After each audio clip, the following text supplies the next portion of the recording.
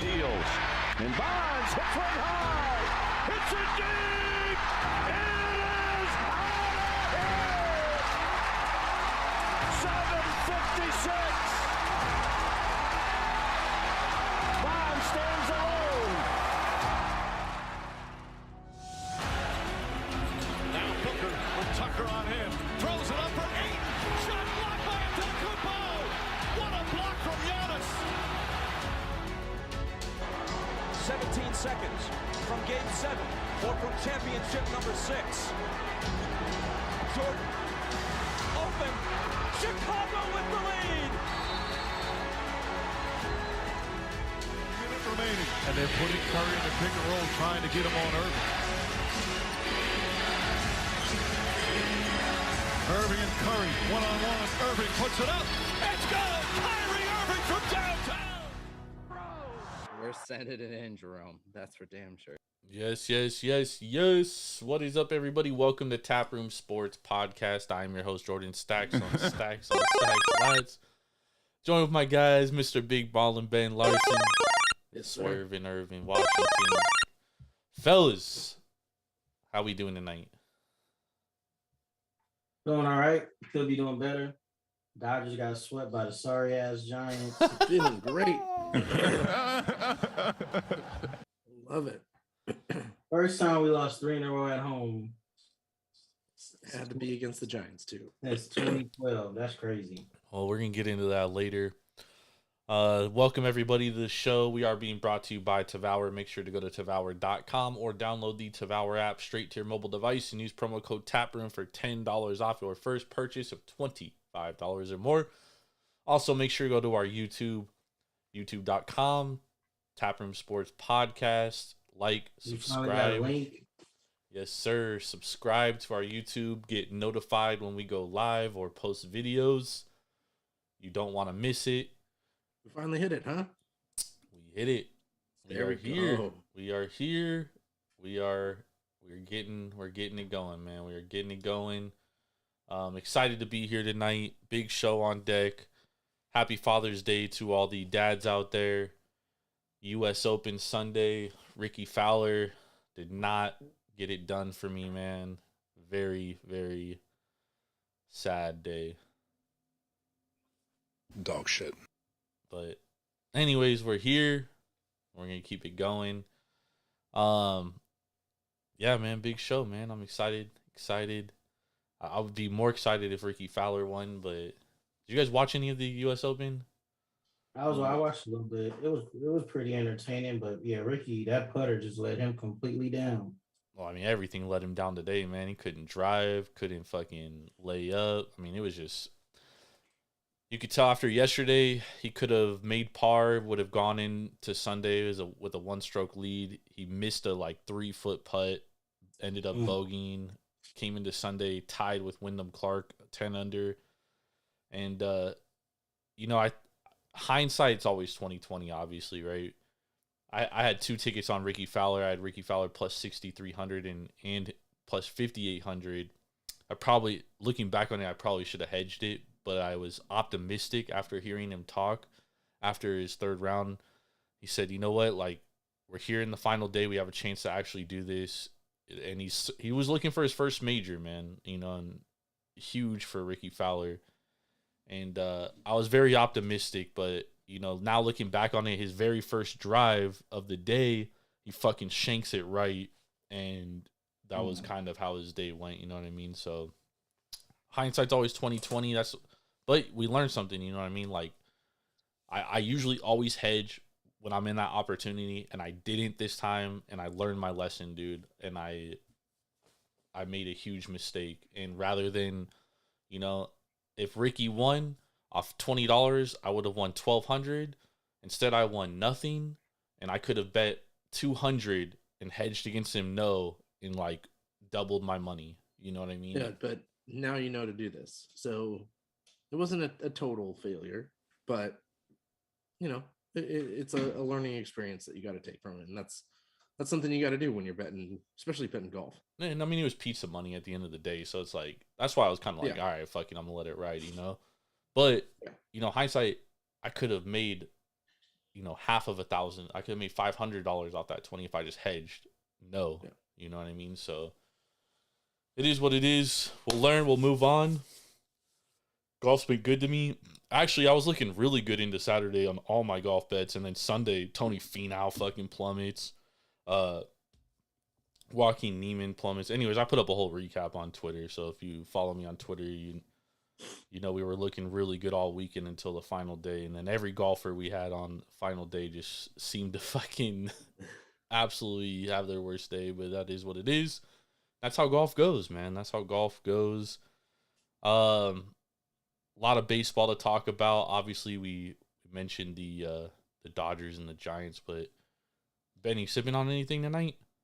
Yeah, so I'm going with a Hesburn company. So went out there because I haven't tested positive yet. We're still going out and being in the public. So went to Mike Hesburn today. Well, you must not be that sick then. What's that? You must not be that sick. It's today is a lot better. It's been going since what, like Tuesday? Ben was probably just hella hungover on Saturday. No, I've definitely been sick since what, Tuesday, Monday afternoon, Tuesday. Yeah. So it's been a long one, but went out there today. I also went and saw my card grader, which is why I was also out there too. So nice. Put some cards into PSA today. But stopped there and got a 6-pack of their Kolsch. So this is the Claritas Kolsch. It is coming in at 5.8%. So nice and actually pretty high for Kolsch, but nice and light though. It's nice and light beer, super drinkable. It was like 82 degrees up there, so it was perfect for a hot day. Nice. So brought a 6-pack back, and really wanted to bring back. They had a Berliner Weiss, but they ran out of lids on their Crowler machine, so I couldn't bring that back. So damn, next time. Damn. And that one was only 3.5%. Yeah, Berliners are always pretty light. Yep. Always pretty. I was light. surprised on that. I'm sipping on a Odell Brewing Company IPA today. They're out of Fort Collins, Colorado. An Elevation. Denver, Colorado is actually where Wyndham Clark is from, by the way. U.S. Open champion. Dude's also corny as fuck, but that's here nor there. You don't need any of those hotels? Is he related to that? I don't know, because that's his first name. But I don't know. I could be wrong, dude. All round today, the announcers are like, oh, Wyndham Clark said he wants to play cocky today, and he's doing it. It's like, bro, shut the fuck up, dude. Like, what the fuck? What the fuck does playing cocky even mean, dude? Yeah, especially in golf. And then at the end of the round, he said, I played like an athlete today. Like, what? All right. Okay, yeah. I guess. Okay. Oh, man. Anyways, let's hop into, let's talk some NBA. We're going to open with NBA today. Obviously, since last time we all spoke, last time we spoke, the Nuggets had won the title. But a lot has gone on since Tuesday. Started with Ja Morant's suspension, 25 games. So before we get into the news today, let's kind of hit on Ja's suspension. What do you guys think about that? Is it the right length? Too long? Too short? What do we think here? It's expected. I wasn't expecting him to get a whole season. Nah, too long. Although he deserves it for thinking we're all fucking stupid. Yeah, I think that should have played a little bit of a part into it too. Like if your camp is coming out and saying like, oh, it was a toy, like bullshit. We all know it wasn't a toy. And then trying to lie about it as well could have compounded onto different things. I think it was too short, to be honest. If he's getting 8 games, not 3 months ago, back in March when he did it, and he said the same exact thing, last time. He obviously hasn't learned from his actions, of the previous, 3 to 6 months, and you become into that repeat offender status. You get higher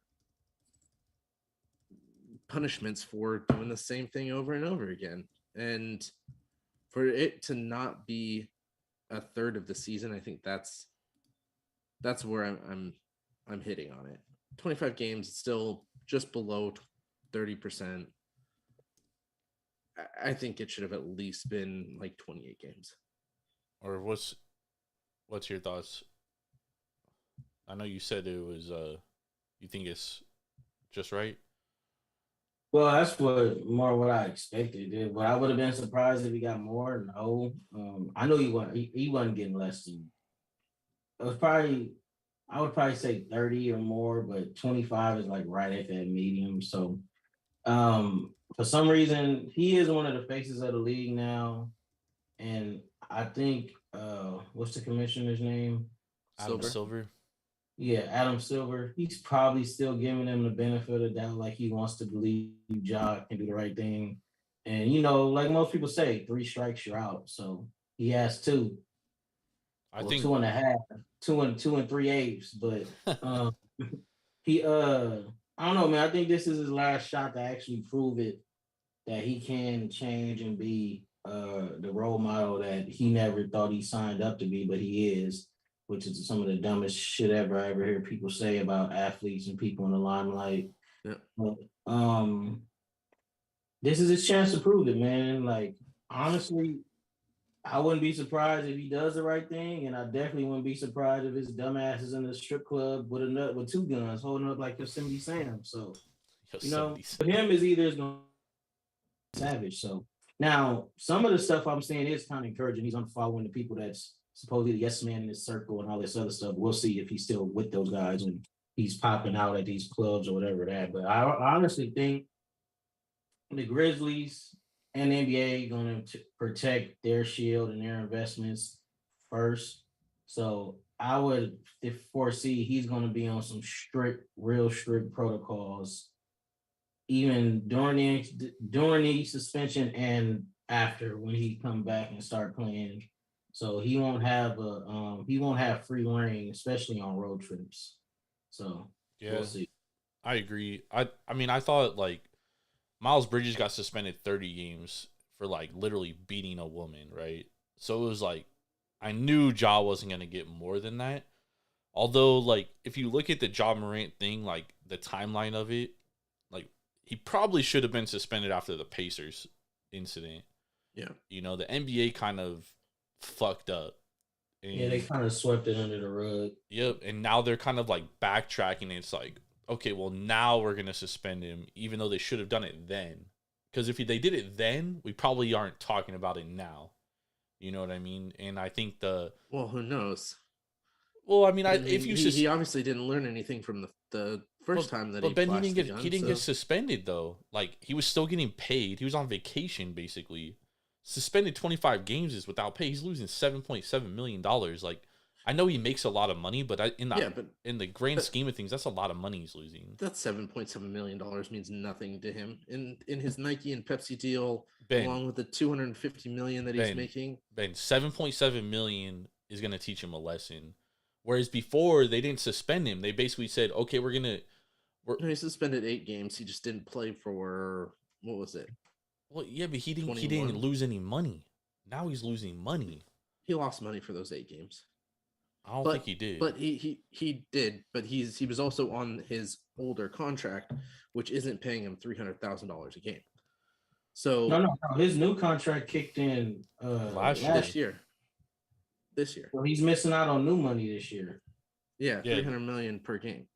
His last year when he lost the 8 games, he was only losing like. I think it was like 100 per game. We signed that 5-year deal, the extension in 2020. Yeah, but it didn't go into effect until this year. Yeah, I think it is this year. Yeah. Oh. Because him not being eligible, he's like now him making it all NBA team is going to affect his contract going forward because he's not going to be eligible. He lost out on like 200. It was like he lost out on like 39 million because he didn't make the All-Star game this year. Yeah, that was part of the clause to make.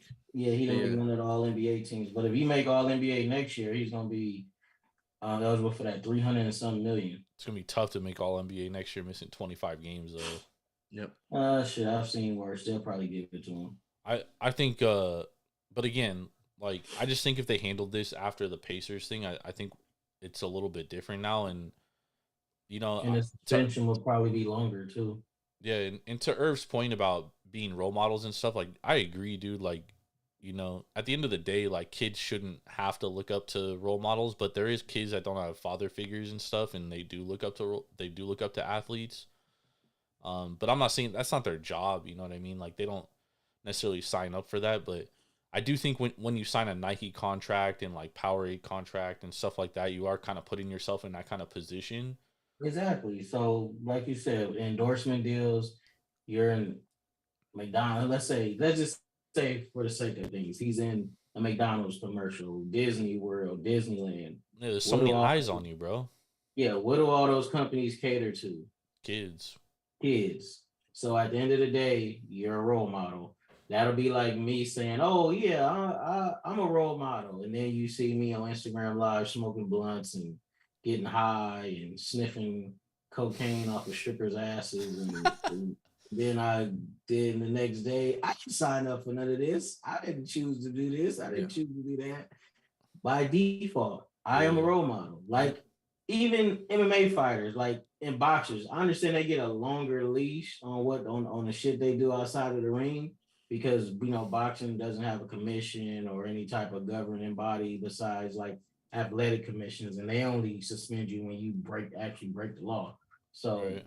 but at the end of the day, you're in the public light, you're a role model, you're a household name. You have to protect the brand and watch what you do outside of your sport, and especially the NBA, because besides NFL, all eyes are on the NBA. That's the second biggest grossing sport in America. So, The surprising thing to me is that like Nike's so quick to be like, we support John Morant. Mm-hmm. You know, because like if he wasn't signed with Nike, I don't think this is as big of a deal. But the fact that he signed with Nike, because you're talking about kids, like who does Nike really want to sell their shoes to? yeah, they're kids. Their target market is fucking what, 9, 10 years old to 40 now. To high school, you know, like they want those kids playing rec league and AAU and high school ball wearing those shoes. And even and honestly, it hasn't affected them. His shoes sold out in like 30 fucking minutes. So I don't think they produce that many though. you don't think so? Nah, no way. I don't know what the size, because usually there's like three different kinds of runs that they do for shoes. He probably had like a 10,000 pair run, and it was probably gone pretty quick. Obviously, 10,000 pairs isn't a ton, but no, it'll be interesting going forward. It'll be interesting for the Grizzlies too. Obviously they're not going to get Dylan Brooks back next year. They've already committed to not re-signing him. So we'll see what's up with the Grizzlies. Let's move over to the other big NBA news, and that's Bradley Beal getting. Quick question before though. His 25 games, does that count against salary cap? Yes. Okay, so they can't sign somebody else with the knowing that his cap won't count for those 25 games. Correct. Only in an injury can you get like a waiver. Reprieve. Yeah. Okay. Yeah. Gotcha. And that they don't even do unless you're like halfway through the season and a guy gets hurt. Then they'll like let you. Damn, it's not per game like hockey, huh? Yeah. Interesting. And this is the final year of the NBA CBA before the new one kicks in next year, which brings us up to this next pair of news, which is Bradley Beal getting traded to the Phoenix Suns. Yep. So Shams reported today that the Suns. Well, first of all, let's backtrack a little bit. We hear on Thursday that Bradley Beal is able to meet with other teams. Obviously, he has a no trade clause, so he gets to basically choose where he wants to go. Right? We hear on Thursday. And he was down to 2 teams. Well, we hear on Thursday that the 2 teams he was most interested in playing for was Milwaukee and Miami. And then on Saturday night, we hear the 2 teams interested are the Suns and the Miami Heat. Right? I heard the Kings put an offer in too. Well, the Kings put an offer, but he was never interested in going to the Kings. The teams he was interested at first, we heard, was Miami, Milwaukee, and then it was Phoenix, Miami on Saturday night. Then today we get the news that Phoenix is trading for Bradley Beal for Chris Paul, Landry Shamet, a bunch of second-round picks, and first-round pick swaps. That's it. I didn't even hear about the first round pick swaps. Yeah, but I mean, first-round pick swaps are like nothing, dude. Like, Yeah. Phoenix still gets to retain their first-round picks. They just swap with Washington if it's worse. Yeah. And obviously, Phoenix's picks probably won't be. I mean, it could be. Who knows? But so pound things further. Phoenix only has 5 players under contract, and they're $55 million over the salary cap with those 5 players. The 5 players, you got Durant, Booker, Beal, Ayton, and Payne, and that is just under $170 million. Yeah, they're way over the cap. So twofold kind of question. A, what's your thoughts on the Bradley Beal trade for this year? Who's the winner? Who's the loser of the trade? And then what's the outlook on this? In my opinion, and I'm no basketball expert, is both of these teams won, but the Suns won a hell of a lot more. Because I'm saying both of these teams won because you get rid of Beal, who has what was it, a $290 million contract over his 5 years? Yeah. And a no trade clause, and you get that off your books when he is somewhat injury prone. I would have expected, especially there was who was it that tweeted out that they were surprised that they didn't get a first round pick back for it. I'm surprised they didn't get a first round pick, but when you have a player on a no trade deal, that really handcuffs you. So, yep. Phoenix not having first round picks because they dealt it all to Durant. I understand getting the multiple second round picks. It's good, but at the same time, those second round picks are going to be, close to the 55 to 60 area because you've got a really good team in Phoenix. Yeah, well, so I with the new CBA though, it is going to be important having draft picks because you're going to have to draft and develop guys because you're not going to be able, like next year, Phoenix is they're in a 1 year window must win. Because there's no way they can continue this roster. And they only got 5 guys signed. That's it. They don't even have a fucking roster. Yeah. And going into next year, like they're gonna have to they can't have this team going in next year. They can't. It's because of the new CBA. You've got 2 shooting guards. You're missing a true point guard. Well, I mean, let's be honest, dude. Bradley Beal, Booker, KD, they're 3 great players. It doesn't matter. Yeah. The biggest problem is they don't have any depth. That was their issue this year. And then KD is injury prone. I mean, he hasn't played over 62 games in how many years? It's been a while. A minute. I was looking at Bradley Beal, like Beal too. 2 years that he's played 82, but the last 4, 57, 60, 40, and 50. Yeah. Like these 2 guys can't stay healthy. It's like if these 2 guys aren't healthy, you're fucked. And then DeAndre Ayton, notoriously, we've seen this guy time and time again when he's not what's the word I'm looking for? When he's not involved on offense, he completely shuts down, dude. Like he doesn't play. Fucking traffic cone. They're gonna have to trade him, dude, because he's not gonna be interested standing around and watching Beal, Booker, and KD play one-on-one, dude. I'm telling you guys that right now. Like he's gonna have zero interest. But he's going to also have zero trade value because everyone knows that Phoenix needs to trade him. Ben, he's 7 feet tall. He has trade value. He has trade value, especially if he's involved in the team's game plan. Because we've seen how good Ayton can be when he's involved. When he's involved, he's great. But once he's not involved, he completely shuts out. Like he shuts down, dude. This 2 years in a row we saw it. 2 years in a row, we saw him absolutely shut down, not being involved. And the thing is like, they hire Frank Vogel, who's a defensive-oriented coach, one of the best defensive minds in all of basketball, hands down, in my lifetime. And they give him a roster of Bradley Beal, Devin Booker, and KD. Yeah, no defense. what I don't know how this Suns team is gonna look. They went from 8-1 to plus 450 today in NBA future market. I have zero interest in betting this team. If there was a no market, if I could like short them, I absolutely would. I don't think this team is going to win anything. They couldn't even get past the second round this year. How are they going to get past the second round next year? And they're not going to have any depth. Who are they going to sign on this team? Yep. I don't see it. Bro, they bet the over on every single game that they play. That's the only way they're going to win, Ben. They got to score like 132, 135 points. Yeah. They're going to be the Dallas Mavericks next year. But Frank Vogel's their coach, so we don't even... Their offense is probably going to be... I mean, their offense is literally going to be one-on-one, dude. It's going to be those three guys going one-on-one. I mean, this is not... I don't know how it's going to look. I just don't think it's going to be pretty. I would not bet on the Phoenix Suns to win the title at all. I think that is a horrible bet. I think this is the Brooklyn Nets all over again. The basketball gods do not... The basketball gods do not support this kind of behavior. KD should have stayed with the Warriors. He couldn't though, dude. He's too he's Well, you can thank Draymond for him not being on the Warriors. Thank Draymond for a lot of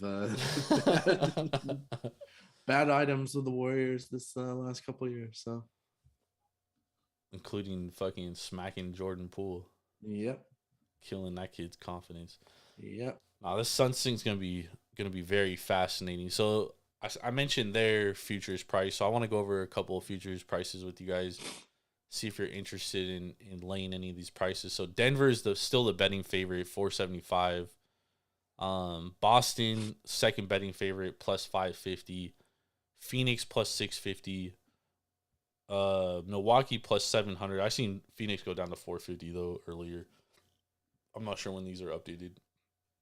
Lakers 12-1, Golden State 13-1, Philly 13-1, Miami 16-1, Clippers 18-1, Dallas 20-1, Memphis 22-1. And then we get into some longer shocks. Cleveland 25-1, New Orleans 35-1, Knicks 50-1, Kings 50-1, Hawks 60-1. And then we get really deep into fucking some long shots. You guys have any interest in playing any of these teams at any of these prices? The Spurs. Man, fuck out of here. Shockingly, the Spurs 200-1. Yep. I'm a little surprised that that Sacramento is as low as they are with what they put out last year, and you know, I think another year for them is going to be. They should trade Sabonis for Ayton. Profitable. I mean, yeah, like that could happen. Yeah, then the Suns really wouldn't have any defense. Yeah. You know, so at 50-1, I throw some money there. I throw some money on the Knicks too. Just like teams that can make little tweaks to put them over that next step, and then hope that you can get a run in the playoffs there. I would not take Memphis at 2,200. I wouldn't take, you know, the Clippers. Yes, they're a good team, but once they get to the playoffs, they're just going to crumble again. I wouldn't put it on the Lakers or the Warriors at 13-1. I think there was I was about to say Bucks, Lakers, Clippers. Nah, Bucks is too short, 7-1. Lakers too short at 12-1. I mean, like, these teams can, let's just say, for example, like the Lakers jump out to a start like they did last year where they're 3-12, right? You're gonna get a way better price. Like I don't think the price is that good. My honest opinion, like in professional sports where there's only 30 to 32 teams, NFL obviously 32, NBA, NHL, MLB 30. If it's anything lower than like 10-1, I won't even like look at it, because I could probably get a better price in season. Yeah. So honestly, the only bet I'd be willing to make right now in June is probably Dallas 20-1. I think they're going to be better than next year or than last year. Well, yeah, if they don't bring back No, they're bringing back Kyrie, Luka, and I think they're going to end up trading for DeAndre Ayton. Because Phoenix is going to have to trade him, dude. Yeah. And I think that's going to be the landing spot. And I think that's going to be a pretty solid Charlotte. team. Where's the hot, huh?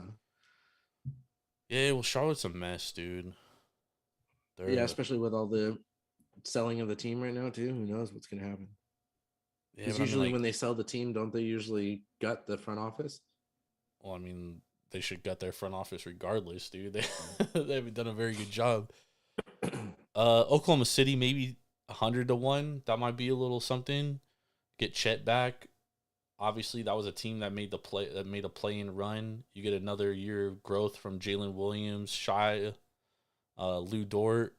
I think that's a pretty solid team.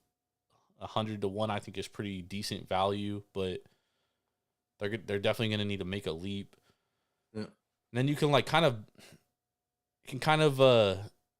maybe a team like Brooklyn gets a Dame trade, and so if you get them 90-1 right now, you get a really good number because Dame has a no trade clause like Bradley Beal, and Brooklyn is one of his destinations he would like to go to if he were to get traded. Yeah, but does he want to go to Brooklyn now? I mean, why not? It's a decent roster. Yeah, decent, not great. Him and Mikal Bridges, that would be a nice team. I mean, it's fascinating because there's going to be a lot of movement this year in the NBA because teams are going to be setting themselves up for the CBA next year because it's a mess, dude. Yeah. And a lot of these teams are going to be over the cap and they're going to be ultra penalized next year. Yeah. So you're gonna see a ton of movement. That's why Portland's sitting here saying we're not trading Dame, dude. Dude, Dame's getting traded, bro. If Portland doesn't trade Dame, that franchise, whoever that needs to be, that's it. What about franchise? But again, they probably wait till deadline to trade him. No, next week or two. You think so? Yeah, before the draft next week. Because they want that instant gratification, not that, well, what if we're close? Well, because their third pick is, Portland has that third pick. So if they trade Dame, they're going to want to, build their roster, the future of it, around that third pick, right? So around Scoot. They get Scoot, or if Brandon Miller drops to them at 3, then they can kind of, mold their roster around those two. Yeah. Toronto, they could be moving, obviously Fred VanVleet opted out, but they could be moving OG Anunoby. They could be moving Pascal Siakam. I mean, there's a lot of movement that may go on. Sacramento, to your point, Ben, at 50-1, I just don't see it. I think they were one-hit wonders. They don't play any fucking defense, dude. And in that series against Golden State, we saw Kevin Porter, Harrison Barnes, Domantas Sabonis was fucking awful, dude. Yeah. If they got anything from Sabonis, they win that series. And to Er's point, they should sell high on Sabonis right now. I don't know if they will. Maybe they think he could take another step forward, but then New Orleans 35-1. I mean, I would like that, but we're getting these reports that they might want to trade Zion, and we don't know if Zion's ever gonna be healthy. Might as well pack his ass up. It's gonna be he don't care about getting back on the court. Nah, he does. And this offseason is gonna be crazy, bro. I'm telling y'all, it's gonna be the wild. We're gonna see so much player movement. It's gonna be insane. Irv, you have any interest in any of these teams besides your fucking dog shit Lakers? The Kings sound like a good one. Bro, I'm telling you guys right now, dude, that's a donation. Kings ain't winning shit. What's the odds of the Spurs to make the playoffs? They don't have those up yet. But, dude, the Spurs will probably make the playoffs. I know, that's what I'm saying. I would probably want to get that now or let them start off terrible. Because the Spurs, they have a nice young core with Sochin and all those other kids. And then add Wemby. Bro. It's going to be a good team from the jump, man. All right, let's talk some fucking baseball. All right, let's talk some hockey first. Then we'll talk baseball. So the Vegas Golden Knights win their first Stanley Cup. They waited 6 long years to win that Stanley Cup. Damn. Six Well, long the ones. Sharks won one. Baby, shut the fuck up. How long y'all been a franchise? Since 92. 31 years. Damn, and Vegas won it in 6. Gotta love it. How long did it take the Kings to win? Shit, I gotta look that up, but I know it took a long time. It took a long time. But we got 2 of them. I think it took 40 years for the Kings. Oh, damn. It took us forever, but we got Well, it's going to take us another at least 10 years to get back there. So it's going to be a while. Yep. But VGK, they win the Stanley Cup. And immediately right after the Stanley Cup was over, some futures odds came up for next year. 1967. Yeah, long time, bro. But immediately odds came up for the following year. I was kind of like looking over them, and I was actually surprised at some of the numbers I was seeing. Colorado, the betting favorite, 8-1 to win the cup next year. Edmonton, obviously, Connor McDavid, 11-1. Toronto, third betting favorite, 11-1. That really surprised me. Boston, fourth, 13-1, and Boston could have they could be losing a lot. What Rangers at? The Rangers are 15-1. There's a lot of teams like in that 13 to 15 to 1 range. But Ben, do you have any thoughts on any of these futures next year? I mean, there's a lot of teams that were injured that really can play a role there. And where I look there is going to be Colorado for a good chunk of the season.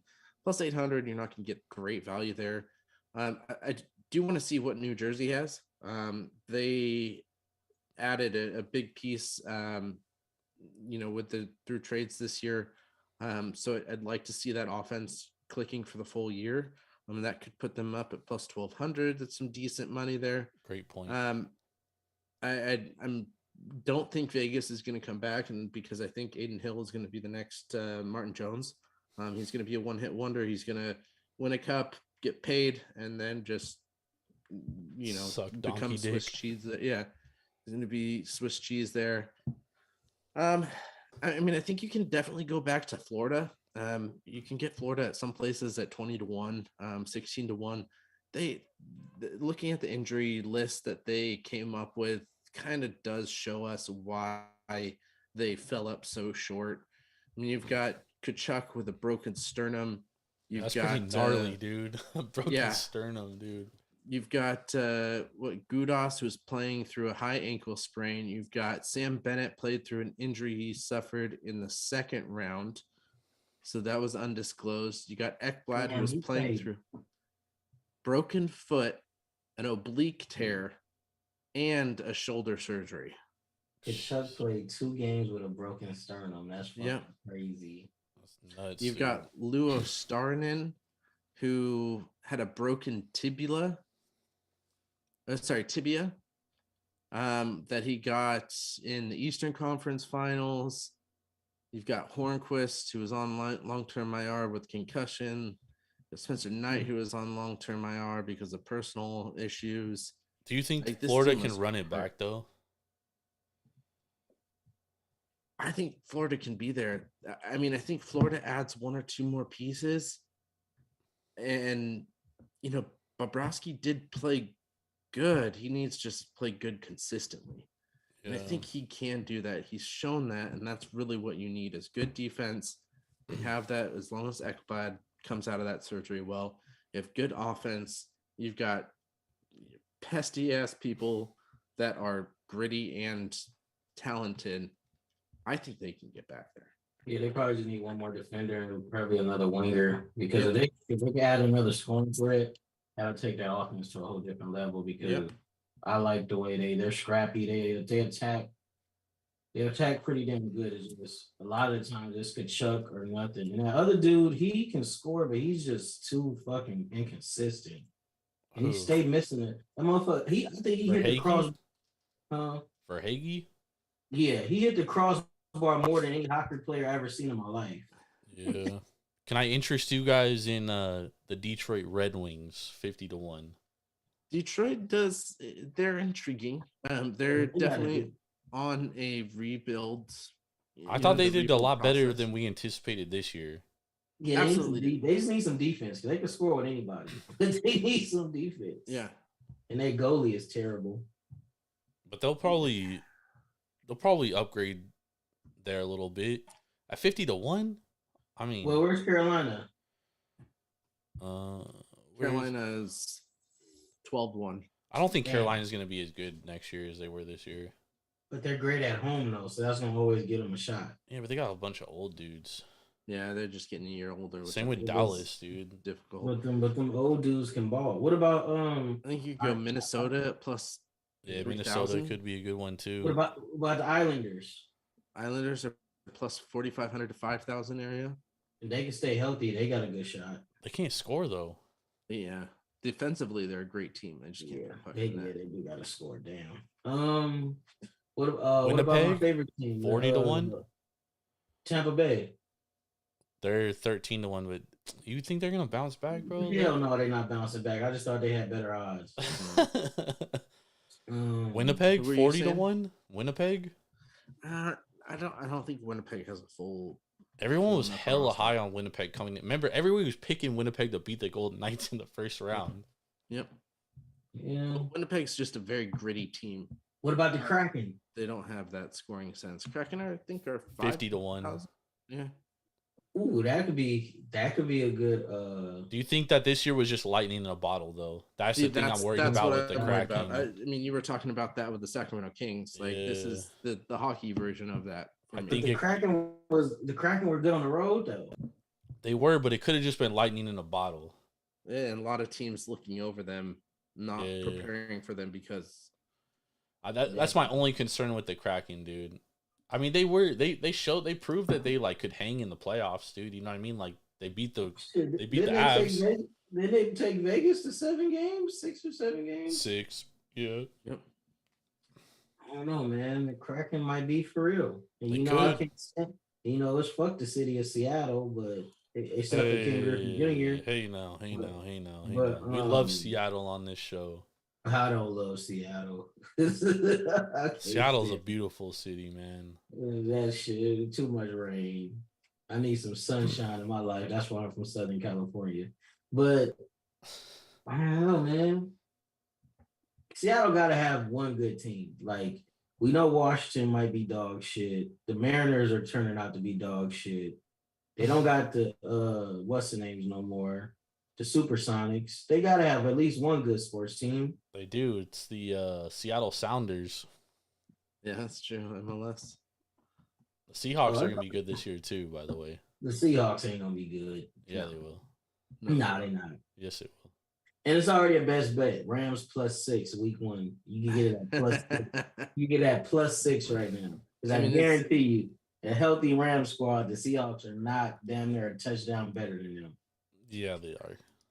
They're really. Okay, got a question for you. Edmonton, are they going to get a goalie?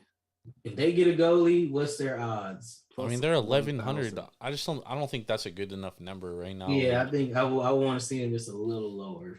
Because if they get a goalie, they could win the Stanley Cup hands down next year. But if they get a goalie, you're not going to get it at 1,100. No, I know you wouldn't. So you'd have to get it. Yeah, you would have to get him now. Bro, it's hard for me to bet Edmonton, man. Like after they need to trade McDavid to the Kings. Just the whole like Wayne Gretzky all over again. Yeah, Gretzky all over again. Just give us McDavid in his. It's not happening. Fuck out of here, bro. You would have to gut your roster. Edmonton ain't shit. They should trade McDavid to, I don't know, the Rangers or something. No, they should, you can just go ahead and say trade them to the Sharks. Y'all still ain't gonna win shit. I wouldn't want to trade them to the Sharks because, first of all, we don't have a lot of talent, so we'd have to get rid of all that talent we have to get him. And then we're in the same situation he's in Edmonton, dude. Y'all the Cubs of the NHL. Yeah. And then we're gonna win eventually, and then I'm gonna fucking rub it in your face, and you're gonna say, "Well, no matter, we got 2. By the time y'all win 1, we're gonna probably win 2 more." All right, let's That's move over not to true. baseball, man. Let's talk some baseball. Man, what a week! What a week in baseball. Love it. Let's talk NL West. Love So it. we came into this week. Dodgers were the betting. I mean, they're still the betting favorite to win the NL West. The Giants have won 9 of their last 11 games. 7 straight. Yep. 7 straight. They sweep the Dodgers in LA, beat the absolute fucking dog shit out of them 15-0, and then turn around and beat them 7-3 today. I mean, the Dodgers, Irving, since Max Muncy got hurt on June 11th, the Dodgers offense, a 73 WRC plus and a 131 ISO, which is way below league average. Dodgers bullpen second worst in the major leagues all season, 5.11 ERA, behind only the Oakland Athletics, whose bullpen has been a lot better in the last 3.5 weeks. The Dodgers have a serious issue, and for them to be the betting favorite at minus 240 right now is absolute fucking insanity to me. This Dodgers team is not going to win this division as is. The good thing that is the Dodgers do have the easiest strength of schedule remaining. Yeah, but I mean, like, Ben, you could say strength of schedule as of now, but who knows what that looks like in a month, you know? Baseball's a crazy sport, man. Like, bro, the Dodgers, they played in this last... Played the 10th hardest so far. Yeah, but I mean, like, who'd they play this last week? The Giants. Yeah. And the White Sox. And the White Sox, dude. And they won 2-1. That's not happening, bro. This is all that matters. Yeah, and that's not going to happen. I don't give a damn about 2023. All I'm going to say, Irv, is that if Shohei doesn't want to play for the Angels because they're losing and the Dodgers are putting out this kind of team and effort. Well, first of all, the Dodgers are missing fucking 4 starting pitchers. Yeah, but when haven't the Dodgers been missing? No, we've never missed Urias, Buehler, May, and this is one thing. May is never gonna. He's never gonna be a starting pitcher ever again. We've never had 4 of our top 5 pitchers all hurt at the same time. Yeah, no. And on top of that, our bullpen is completely wrecked with injuries. I don't even know when Blake Trine is coming back. I don't know when the rest of our guys are coming back. We're just hurt. A healthy Dodgers team, and even if our bullpen was just average, we have way more wins than we have right now. They literally cost us at least 15 games. Yeah. So, but that bullpen coming into this season, my hopes wasn't that high because we just had too many injuries, and the injuries are continuing to pile up. So hopefully they can pull it together. If we make the playoffs, that's an accomplishment right now for Dave Roberts, because what we're working with and trouting out there every day now is not the Dodgers of the last decade plus. A lot of our depth is gone. And it turns out a lot of those players were good players because they're playing every damn day on other teams. Austin Barnes need to pack his ass up. I don't care if Clayton Kershaw pitches another 10 years for the Dodgers. He shouldn't be a backup catcher. Bring up Diego Cartaya. Please let him, and when Will Smith is DH, and let Cartaya be our everyday catcher. Just do something. But at the end of the day, in 2024, it'll all be worth it. The Dodgers have won 1 series this month. They lost a series to the Yankees, lost a series to the Reds, lost a series to the Phillies, won the series against the fucking dog shit White Sox, who might be the 3rd worst team in baseball. This man is going to be in Dodger blue next year. I don't think so. He wants to win, dude. He's made it an absolute. Okay, and what makes you think a healthy Dodgers team is not going to be? Well, who knows if the Dodgers will ever be healthy at this point? You can say you can try to throw an idiot window, but a healthy Dodger team is, and you add Shohei to that, it won't even be close. Let's roll. We're not talking about next year. We're talking about right now. Well, as of right now, we look kind of dead in the water, honestly, because it don't matter if our starter gives up 3 runs, it's 3-1. Our bullpen comes in, gives up 4 runs at exact 3 or 4 runs at exact same minute. You can't win baseball games like that. I don't care if your offense is averaging fucking 12 runs a game. It's not going to. That's not a winning formula. So until the bullpen gets addressed and they start pitching better and we get a little healthier, we'll just be happy to stay above 500, and hopefully the Diamondbacks don't pull away or the Padres don't get hot, because the Diamondbacks are going to pull away. They're the best team in that division. we're just not looking good right now. I wouldn't say they're the best team. They're just playing better right now. They are. No, they are the best team. They've been the most down. consistent team. They're the best lineup in that division because they're healthy. They also have the best. They have the best two starters in the division, and Merrill Kelly and Zach Gallen is probably going to be the NL Cy Young winner, right? Yeah, but their bullpen is dog shit though. So yeah, but I mean that's the easiest thing to shore up. Is your bullpen? Yeah, but are they going to be buyers at the trade deadline? Bro, they're in first place in the division. What do you mean? Are they going to be buyers? And you got the Giants who are sitting here in 7-2, or I'm sorry, 9 out of their last 11.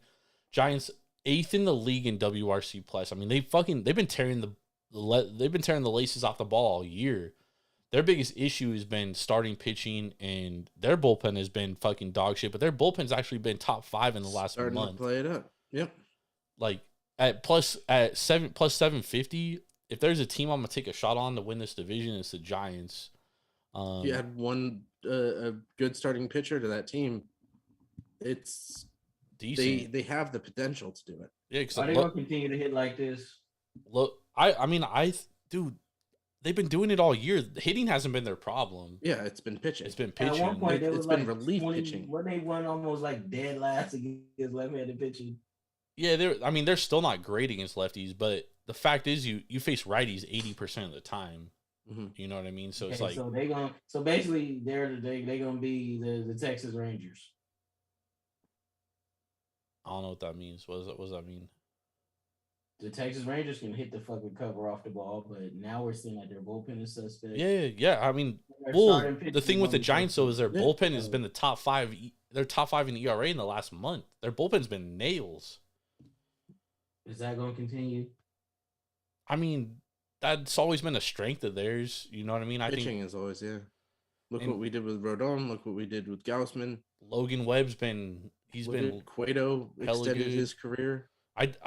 I'm with Ben in the fact that, like, I think the Giants need a starter for sure. They need a starter because outside of Logan Webb, there's not a starter that's. Finally got Webb some support today.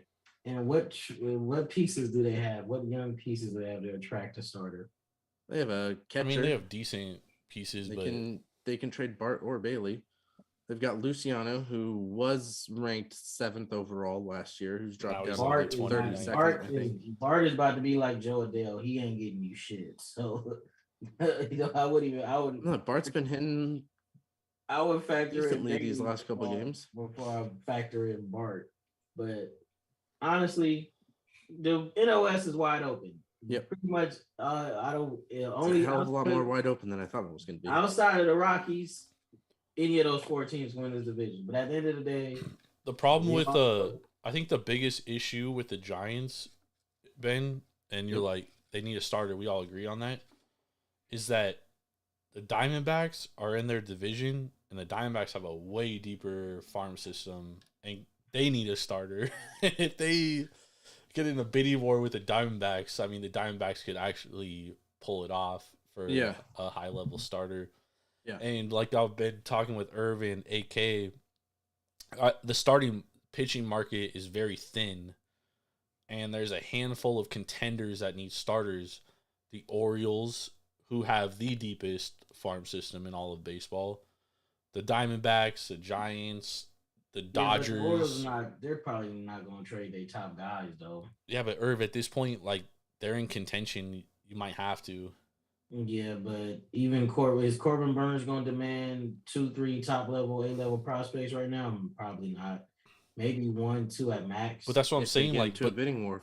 You get into a bidding war, and then it's like, okay, who's gonna? Yeah, but way Corbin Burns pitching, it might not be that big of a bidding war. But it might not. But I mean, you also have Shane Bieber, who will probably be available. Okay, so yeah, Shane Bieber. If you went like top 5 A-level starters are probably gonna be available. Corbin Burns, Shane Bieber. Shit, the Dodgers need to get Emmanuel Clase. Somebody. Shit, even the White Sox, Lance Lynn. I mean, Lance Lynn's actually been good this year, dude. He had 16 Ks today. He just gives up too much runs. But he also doesn't have run support. He has no run support as well. That's crazy. He has 16 strikeouts and still lost. Plus, I don't think Clase is leaving the Guardians. They're too close in the round there. You mean Bieber? No, Clase.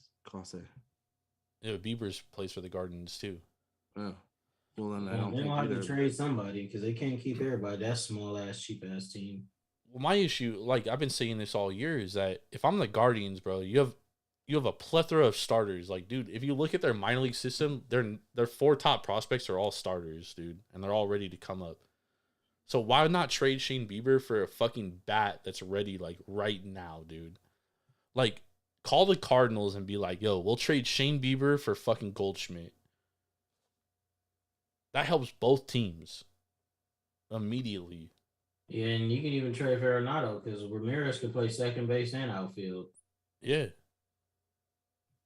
Call them because, dude, the Cardinals need a starter more than anybody. Yeah, and then it's looking like the Yankees need another bat too because without Judge, that's a fucking single A lineup. Bro, I don't even know if it's worth the Yankees even trading for another bat because if Judge goes down, dude, they are fucked, dude. And then we haven't had any update on his injury, right? Nah, they said it's like they said on Sunday Night Baseball today, they said it was like indefinite, like there's no timetable for a return. Really? Damn, it's crazy too, but he was balling.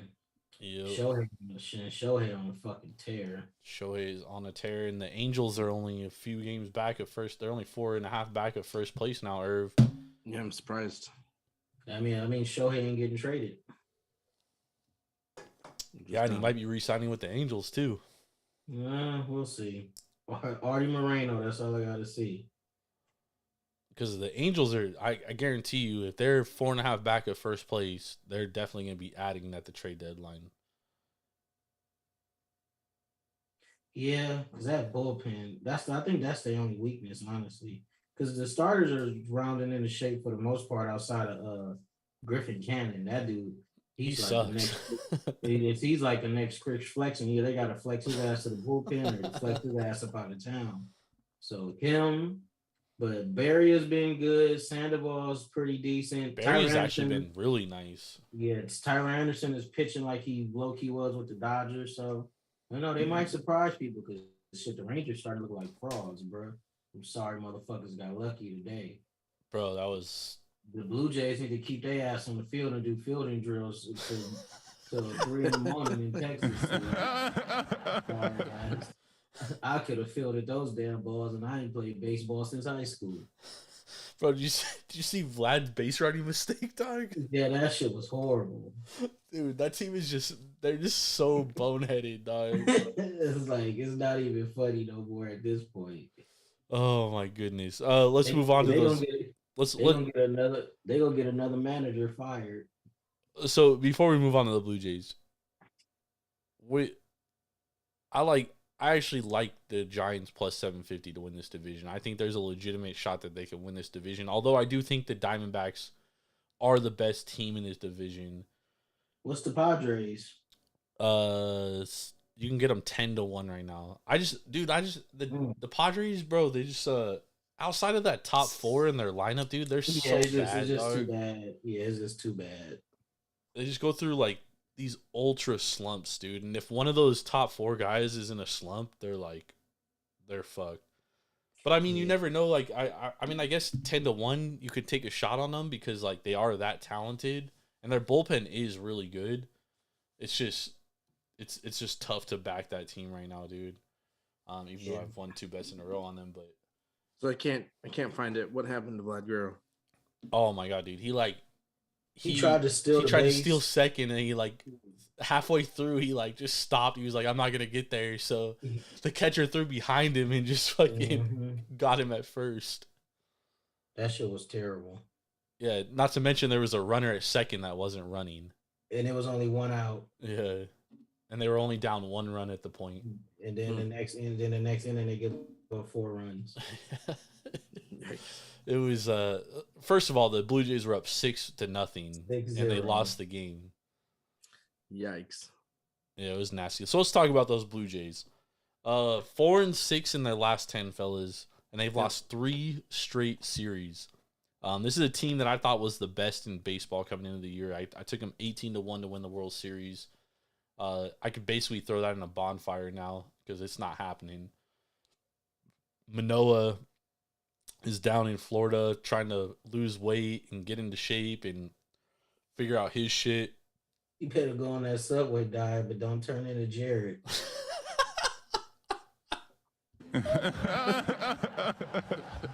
That might have been, don't touch little boys. that might have been No, he wasn't It's into not little hard boys. to He do. was into little girls, bro.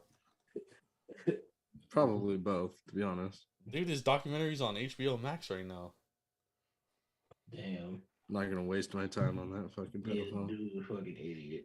It's actually pretty interesting, dude. Because this girl, she knew all along just by having a conversation that he was a fucking pedophile and no one believed her. Just by having a conversation with him. Anyways, we're getting off topic. Toronto Blue Jays, man. Alek Manoah. Out. Chris Bassett has definitely fallen down to earth and then some. Gaussman's been pretty solid. Yusei Kikuchi's been all right. But, I mean, this is a team that, I mean, they're one of the worst teams with runners in scoring position hitting the baseball. They were last year. It just continues. Just a bozo team, dude. The bullpen is not that great outside of Jordan Romano and Eric Swanson. Does this, I mean, fellas, they're in 4th place right now. They're behind the Yankees, the Orioles. Do they actually have a shot at? Absolutely. Because they're streaky as fuck. They can go on those 8-10 game runs. Are they going to fire We've their seen it. manager again this year and get another manager and spark a run?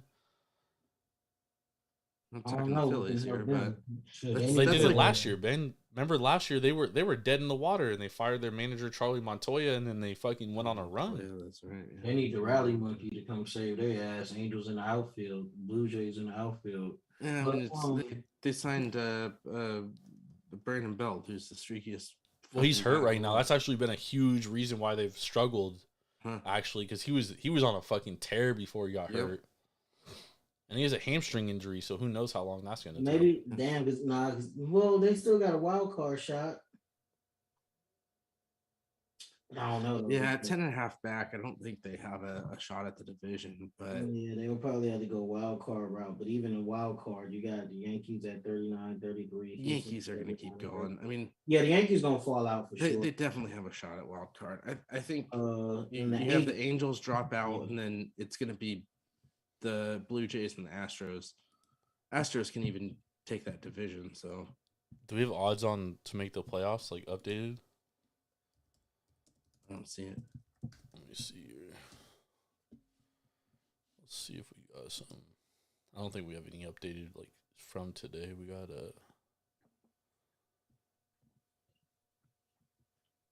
Nah, this can't be real. There's no way this is real. It says VegasInsider.com is saying DraftKings has. Hold on, we got to go to DraftKings website if this is a team. Because Vegas Insider is saying the Braves minus 10,000 to make the playoffs, which is pretty reasonable. They should easily make the playoffs. Rays as well. Dodgers minus 800. Fuck out of here. Rangers minus 255. Astros minus 250. Yankees minus 250. Twins minus 220. D-backs minus 205. Blue Jays minus 170. You tell me the Blue Jays have a better chance to make the playoffs than the Orioles? Giants at. What? Where are my Giants at? Minus 115? Really? Padres plus 100? Marlins minus 105? This is according to Vegas Insider, which is saying this is on DraftKings.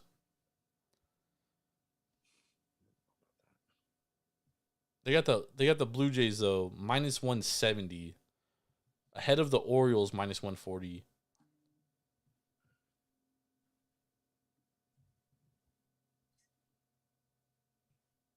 Yankees, minus 250, bro. Blue Jays are up, or the Orioles are up 6 games on them. Yeah.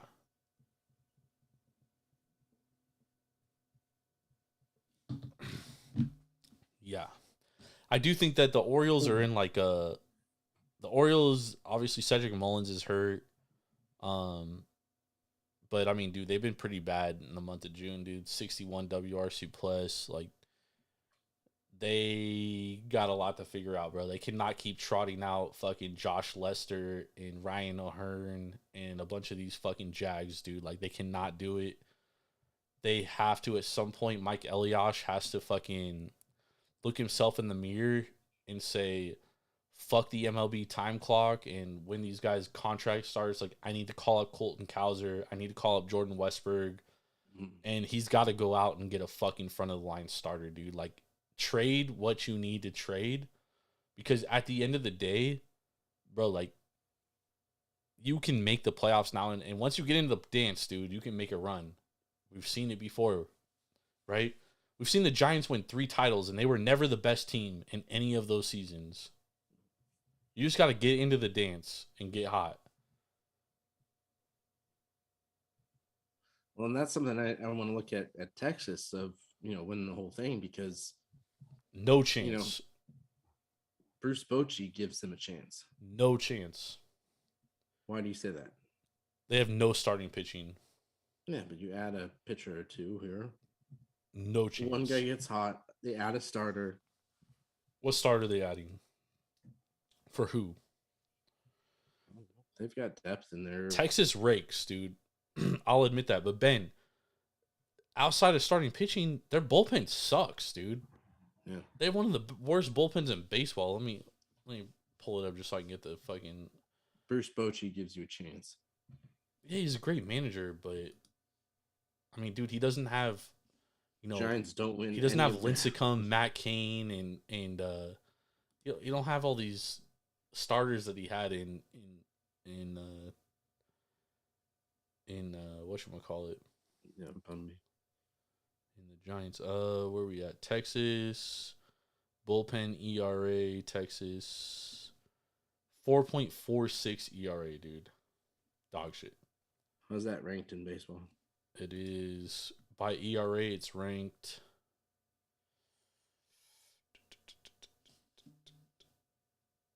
Damn, I lost. 24th. Wow. Okay.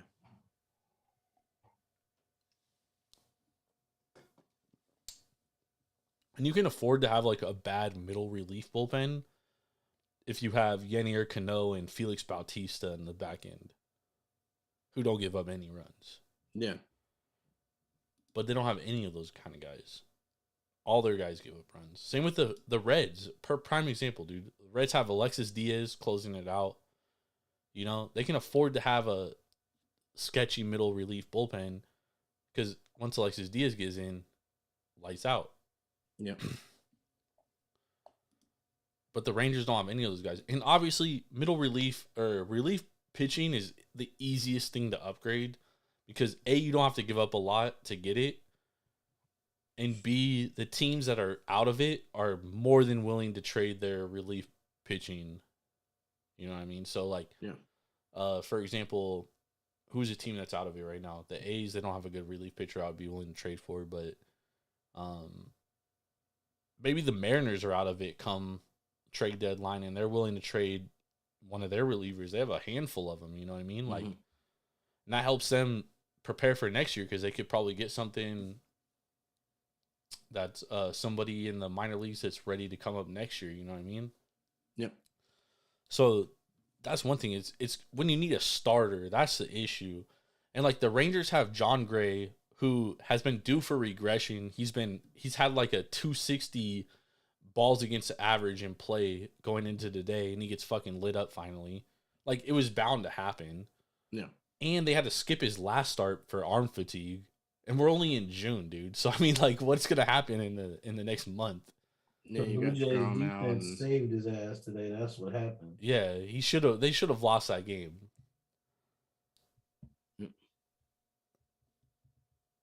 Eovaldi's old.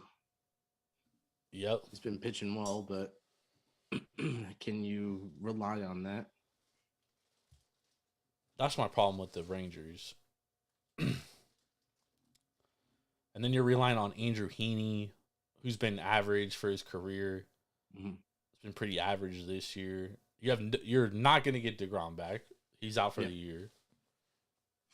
So who's your front of the line starter, dude? You don't have nobody. They go into a playoff series with John Gray, Martin Perez, and Andrew Heaney. You think a team's scared of that, Ben? That's true. No. Yeah. I hear you. We know that offense don't come around in October like pitching does. That's true.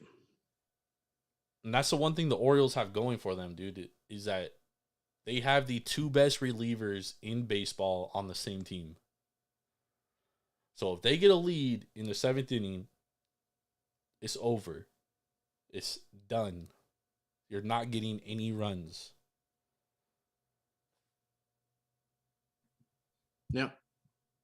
No, you're right. I gotcha. That's why Mike Elias needs to do this right now. Go get a front of the line starter. Go get Shane Bieber. Even though he's not as good as he once was. Go get somebody, dog. Because you cannot keep trotting out Cole Irvin, dude. I'm sorry, bro. You cannot keep doing that. Yeah, speaking of DFAs, how the fuck is he still a major league pitcher? Bro, you can't keep trotting out these dudes that are just like average, bro. Oh man, dude is terrible. And I'm saying that nicely because I can say something else. Cost them games, dude.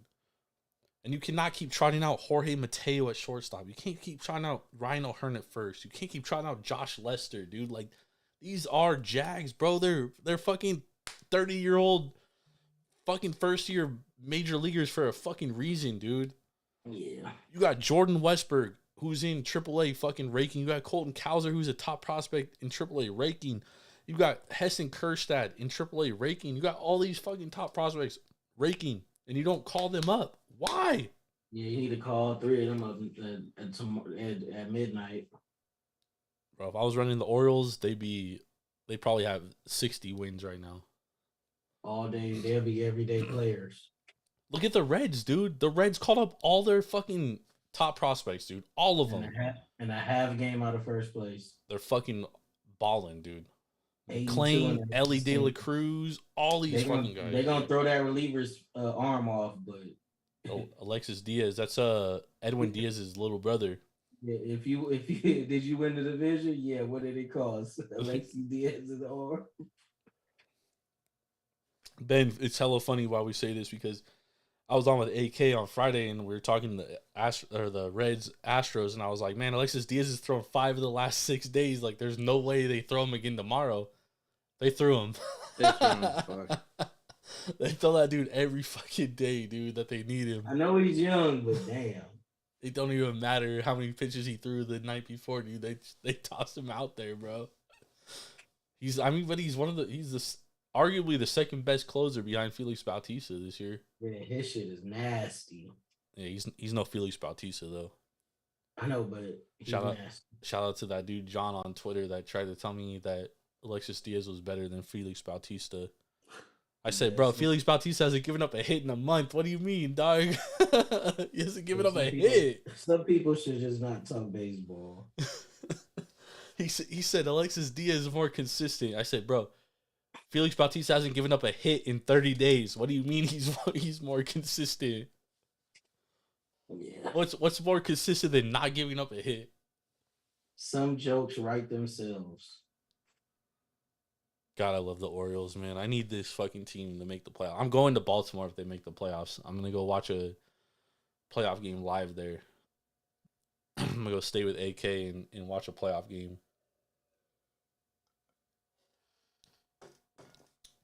Oh, it's not a far drive up? Nah, he's like right there. He's in Lynchburg, Virginia. Oh, damn. He's close. Yeah, he's like right there by UVA. Shout out to UVA. Yeah, they're out of the College World Series. That's why AK hasn't been responding tonight. He's probably And this ain't probably- this ain't one of my jokes, but Lynchburg doesn't sound like a town for African American.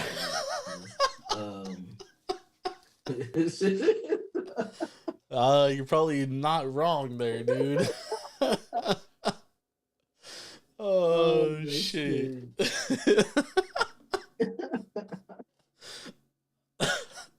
Oh man. Oh god, I'm gonna die. I've been on one tonight. Shit, I mean, it is Virginia, dude. You know what I mean? Like, that's some fucked up shit. Oh man. All right, we gotta get to our top 5 teams. Ben, let's start with you. All right. Honorable mention. Give me them Giants. All right, that's Definitely fair. give them They're on a Giants roll, on dude. They're on a mention. roll. Yep. 8-2 in their last 10, 7-game win streak, especially over their Dodgers.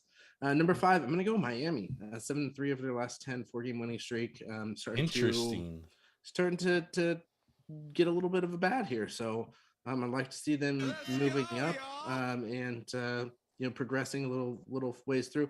They did play a fairly easy schedule over these last week and a half. They had Seattle and Nationals, but surprisingly lost that series to Seattle. And then before that, they had White Sox as well. So I do see them taking some steps up. They had a really easy schedule before the White Sox. They had the Royals and the A's. But maybe they use this success to keep building. Big series against the Blue Jays, so it'll be interesting to see where they go from here. Number 4, I've got Texas Rangers, 3-4 this week, 4-6 over the last 10. Big win against the Blue Jays, but losing 3 of the 4 to the Angels is rough. So really good team, really great offense, but again, they need a couple more strong starts. Need some pitchers to step it up. We'll see what they can do here. 4-5 could definitely be out of the running next week. Number 3, I got Baltimore, 3-2 this week, 7-3 in their last 10. Again, beat the Blue Jays. A lot of teams are beating Blue Jays right now. Number 2, I'm going to go the Atlanta Braves. 6-game winning streak. They did beat the Rockies and the Tigers. 8-2 of their last 10. Definitely seeing this the true Atlanta Braves team. And then number 1, we got to go with Tampa Bay. Haven't been as good. It's hard to keep them at number 1 with a split against the A's and then loss against the Padres. But, man, I got to give them the benefit of the doubt because they are playing at home where they really excel. I mean, Ben, to be honest, dude, the A's, the last 2 weeks, they might be like top 5 in the league right now. They've been playing really well. Yeah. Like all around, starting pitching, somehow. relief pitching, and hitting, like they're playing very, very well. Okay. Shocking. Okay. Yeah. So I still don't think they're going to go anywhere, but oh no, I mean, the A's aren't going. They're going about 300 miles east. So yeah, no, I'm not saying it is like look out for that. I'm just saying like to hold that against the Rays. Like if you look at it in the grand scheme of things, like I know the Phillies just swept them, but like the Phillies really struggled beating them all 3 games. Like one game went to overtime. Not overtime, extra innings. Extras, yeah. And then today, like, they barely scraped by. You know what I mean? So the A's are playing good ball. Yep. But yeah, Rays are still the best team in baseball. I agree. Or what's your top 5? Well, I got 2 honorable mention. Don't put your Dodgers there. No, the Dodgers not in my top 5. They barely in my top 10. Give me the 2 honorable mentions will be the Anaheim Angels. Okay. They're not in Los Angeles. They're a different county. Shohei enjoyed his last run. The Cincinnati Reds, my other honorable mention, they've been hot like fire. Yes, sir. My top 5, I'm gonna go. Give me the Baby Snakes at number 5. Okay. Give me the Orioles at number 4. All right. Give me the shoot, where they at? I don't want to put them in there, but I got to because they starting to look suspect to me. But give me Texas at number 3. Agreed. Braves number 2. And the Rays are hanging in there, but I might have a new number 1 next Sunday. Yep. Damn, mine and Irv's top 5 are basically the same. I got the Orioles number 5. I dropped them because they have been struggling in June. They did beat the Blue Jays in the series, but man, they should have beaten the Cubs in this series at Wrigley. I know Friday they had Cole Irvin pitching. That was a little bit of a struggle, but on Saturday they lose a game where the Cubs only got 4 hits, dude, and they win the game. You know what I mean? Like, that's Orioles got to figure out this shit. Mike Elias got to make these moves I talked about earlier. Number 4, I got the Diamondbacks. Just continuing to absolutely play great baseball. I know they lost a series against the Phillies. Phillies are red hot right now, though. And then number 3, I'm going Texas. Although I'm starting to drop them, I just don't think they're as real as the numbers. Their offense is really good. I just don't think their pitching is going to sustain itself. Number 2, I got Atlanta. I mean, they're just absolutely playing some great fucking baseball right now, dude. And you could say it's who they played, but it is what it is. I mean, they scored like 13 unanswered runs. They was down 5-0 today and won 16-5. Yeah, it's Atlanta's a really good, really good team. They need to pack Charlie Morton ass up, because if you giving up 5 runs in 2 innings to the Rockies and they not at Coors Field, it's time for you to bring up some prospects. That's the problem with Atlanta, dude. Is that starting pitching is definitely an issue, bro. We'll talk about that another time. And then number 1, I got Tampa Bay. Still the best team in baseball. They lost a series to the Padres, but I was talking to Irvin AK the other day, and I said, like, I think the Padres are starting to turn a corner, dude. Like, I think they're about to go on a run. And then after I said that, they lost 2 straight. So Yeah. And then they won 2 after that. So we'll see what happens with the Padres. But like I said, dude, the Padres have been top 5 in bullpen ERA since May. Their starters are giving them good innings, dude. It's just that bottom half of the lineup, dude. They just got to get some production out of it, bro. And if they do, And that's why out of all the transactions last year is 1 or 2 guys that should have not kept. Either Bell or Brandon Drury. You had to keep one of them guys. Yep. And I mean, maybe they can add a bat at the deadline, but bro, they trotting out Nelson Cruz. They better add somebody, bro. they are trotting out Nelson Cruz. All those DH. And this is no knock on Nelson Cruz, because shit, he's a borderline Hall of Famer. But he's like 44. Yeah, it's time, isn't it? He shouldn't be DHing for your squad right now. Agreed. So that's our top 5 teams of the week. We'll revisit it next week. Love it. Ben, how was your beer? It was good. It was definitely nice and light and crisp. Great summertime beer. I think that's going to be something that I really push for during summer, is going with these Kolsch's and these ones that you can drink a few of and not feel like you've eaten a loaf of bread, or that you're getting wasted, like with what I turned to afterwards, which was the 9.1%. Yes, dude, I love it. Excelsior. So, the Claritas for Kolsch, I would give this a 4.3. Definitely one I would drink again and go out of my way to get it. It's got more of a it's got more of a malty kind of a malty taste to it compared to kind of your hoppy push. So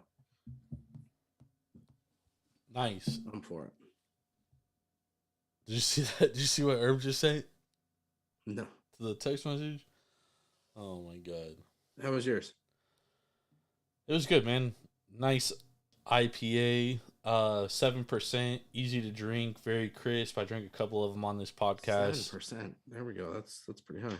And I've been drinking since Ricky Fowler started fucking hitting bogeys, so we are we're deep into it today, man. There we go.